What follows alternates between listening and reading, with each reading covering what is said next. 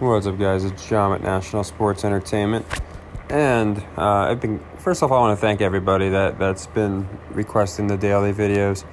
It's much appreciated. It really is. Actually, when I stopped putting out for a bit because I was putting out might not be the best term, but when I stopped uploading for a bit because just had a lot of stuff going on in my mind. Because if you're new to the channel, then I'll fill you in. But if you're not new, we were shut down. We don't get recommended. Controlled oppositional channels get pushed to the top, and it was rough. So I'm like, man, I'm going to come back, and it's going to be a grind. And I was very happy to come back and see so many people were, very anticipatory regarding the content, which makes me feel good. It makes me want to put it out even more. And yeah, 2 of the 3 controlled oppositional channels that went after us hard in the beginning. I'm talking about people with ranging from 7,000 subscribers to hundreds of thousands. I basically put out one video a long time ago and said nothing's going to stop us, and they're going to wind up wasting all of their energy coming after us. They came after the channel so hard, and in my very first video I kind of go over it, but essentially one is just gone now. He just gave up, and another one had changed their name, changed their content. They're out too. So that's actually more of a victory to me than anything else.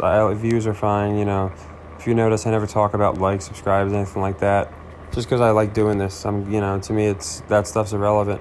I like comments, things of that nature. But to see people that actively went after me personally, went after our channel, just to a ridiculous extent, because I believe, what we did to Vegas, up over hundreds of units, and we were making their channels less relevant and stand out as controlled opposition. It's great to see that we, just by grinding and beating Vegas, have basically pummeled them into submission and irrelevance. There's one more dude covers the NFL. He's doing a couple NBA videos and stuff. I don't like to give these people attention. You probably know who they are, but basically they all teamed up. They literally teamed up and started doing live videos together when I was doing mine.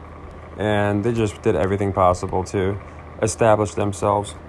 So, again, since our channel's a movement and it's not about one person or trying to monopolize a sector, I appreciate so much coming back and just seeing the love, and that there's so many people that are interested in seeing more videos.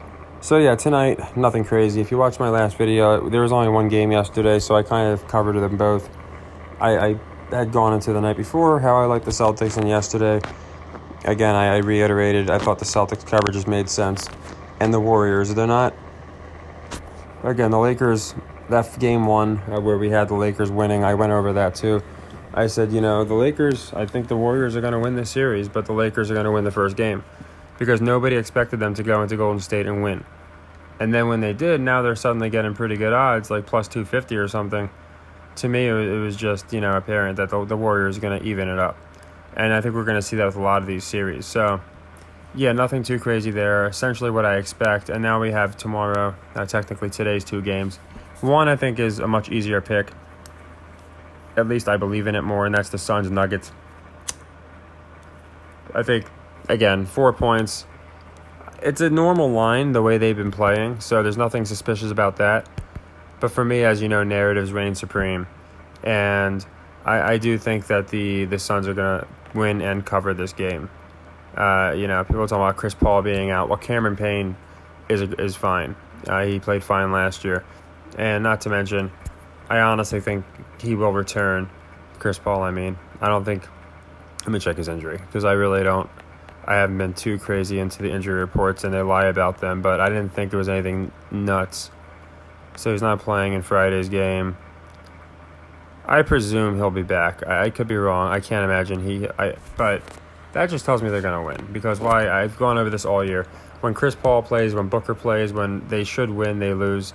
Now no Chris Paul. They just lost 2 games in a row. People sleep on Payne. And then he's going to do, I think, what JP does when Curry's out. So I love the Suns here for the cover. They'll make it 2-1. And for the other game, it's a tougher one because I think this is a 7-game series, which makes picking any individual game a lot tougher. As you know, I have the Sixers winning this 7-game series. That being said, this one's a very interesting one because I really think they're going to start the murmuring about Doc and about how can he get it done. And winning one and then dropping 2 in a row, and then they got to, 2-1.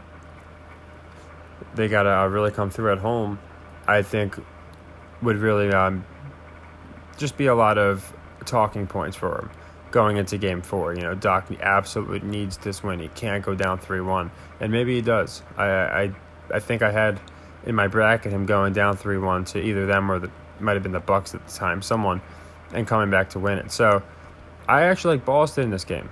I think they did have a strong performance, but I think a lot of people's logic is going to be they're not winning back-to-back in Philly. So I like Boston here for the spread, for the cover. I mean, you might as well take the money line, but if you're, a penny pincher like me, you might go for the spread. So, yeah, I got the Celtics. I got both favorites covering, but one's an away team, one's a home team. And I think, again, I really like the Suns a lot. I think they needed to look pretty weak in a couple games just so the public might not be so hot on them. I'm still very, very convinced that they're going to line up the Suns and the Warriors. To me, that just makes too much sense. And then, obviously, I think we'll get the Sixers-Suns now, which is, again, another good narrative. I thought Sixers-Clippers was one, but again, Paul was another old Doc guy. Now Doc's playing the Celtics. So I think it's lining up for Doc. I really do. And in the year of Russell, obviously, I don't have any Russells winning, so maybe that's why the Clippers got out. And obviously, the Lakers would be next, in my opinion. So yeah, that's just who I personally have. And as far as May 6th, May 7th, whoever's playing, I'll go into that, of course, before the games. But the spreads, they change very quickly. So I thought I'd hit these. Like I said, as far as Warriors, I think people know my opinion on the Warriors. I think that they're going to win when they shouldn't, lose when they should, but they're going to keep that narrative of they're just not falling behind the Lakers. They're going to beat the Lakers. And I think they're going to keep that narrative alive of them being really good at home. So Game 1, nobody expected it. And then now that they've evened up the series, going back to LA, it'll be interesting. So we'll have to look at the spread. If the spread should be a nice indicator. If the Lakers are like 7 or 8 point favorites, then that might be telling. If it's like a 50-50 game, that's also telling. Again, I always like to look at that kind of stuff. The other day, somebody told me when we took the Celtics out 2 days ago to beat the Sixers, Celtics were giving 8. Someone told me, and I'm not saying they're wrong, but they said 91% of the money was on the Celtics. And I told them I just don't believe that. I don't see how that's possible. So I also say watch Vegas Insider and these other, supposed public money sources, because I don't think 91% of the people were taking a Celtics team that had just lost -8. It just didn't make sense to me. That's why I picked them, because they didn't look like they had much appeal. So, yeah, I don't use those. I did for a bit, and it wound up doing more harm than good, so now I just go with my intuition. But, yeah, that's really all we got, these 2 games. I have been following hockey, but I know nothing about these teams. I played metrics, and I believe we have a new series coming up with baseball. So tomorrow I'm probably going to have get back to the baseball. As far as hockey, all I can tell you is I think the team that wins is going to be red and white, maybe with a trim of blue or black, because, again, that's been the scheme. I know it sounds funny, but go back and look at the teams that all won 2 years ago. They were like the same powder blue or like purple mixed with the gold yellow colors. And so for every winner this year has been red and white. The Chiefs were the only one that are a little of an off red. You can call them maybe a burnt orange. Not even a burnt orange, but it's a red in my opinion. Even if you Google their colors, it just says red and white. So I do think that the similar jerseys definitely has something to do with it. People went into the flags. Obviously, Ukraine, blue and gold, and then Russia's red and white. The United States is red and white too, though. There's a lot of red and white. So it's just interesting. The Bulldogs, Connecticut, very similar colors to the Sixers, which is why I like them so much. So we'll see what happens with the hockey. That should be really interesting. But yeah, I'll be doing more dailies for the people that have been asking. Like I say, I do try and get them out as often as I can, especially now that I'm a little busier, but I still try and get them out. And I want to get back to just getting daily videos out so people can every day, like we were doing, have handfuls of plays. But I am happy to hear the people that have been doing good, basically just incorporating my system into games they like, which is, again, my whole goal from the beginning. I would gladly just put out a video for every single game, and, it would work better for the analytics, but I've never had that, that's never been my mantra. For me, it's all about, if 20 people can benefit, that's great. If 200, that's even better. And I think we're going to keep growing. So again, thank you guys for everything. It's been a long journey. If the beginning part is a little confusing, essentially, you have no idea what this sector is like. It's a cesspool of egomaniacs and failed has-been rappers, failed comedians, failed whoever you want to call it, failed athletes, and they're riding an algorithm. And they just want views. They want to, be YouTube famous, whatever you call it.